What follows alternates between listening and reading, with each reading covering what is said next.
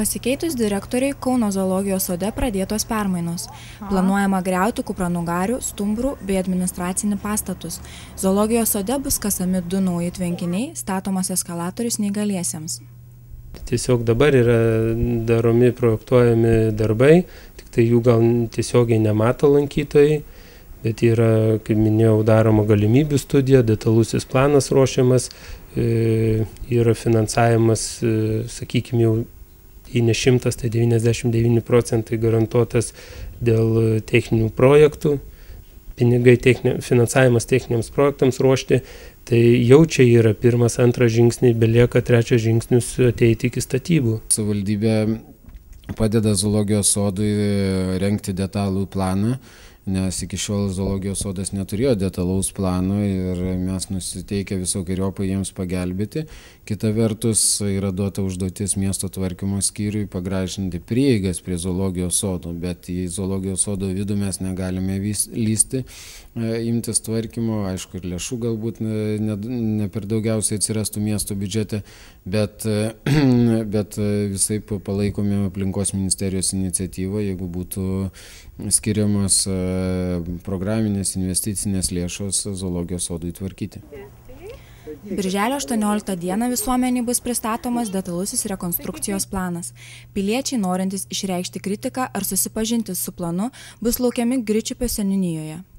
Ja, šitas dalykas, tai jisai vyksta nuo praeitų metų. Čia yra, sakykime, vieno ir to pačio projekto 2 veiklos. Vienu metu jos užveikė praeitais metais, jeigu grubiai tariant vasarą. Šiemet vasarą po metų turi būti baigta galimybių studija, gale metų, nes ilgesniam laikotarpiu buvo pasirašyta sutartis dėl detaliojo plano. Ir jisai, sakykime, dar tik projektas tokioj stadijoje, nes kai jisai bus patvirtintas ir kai jau mes jo galėsim vadovautis, tai, kaip minėjau, pradėsim architektų samdyti, eisim į techninių projektų darymo stadiją. Neseniai Kauno zoologijos sodo nario statusas Europos zoologijos sodų ir akvariumo asociacijoje pakeistas į kandidato. Kauno meras svarsto galimybes, kaip pagerinti zoologijos sodo būklę ir atgauti statusą.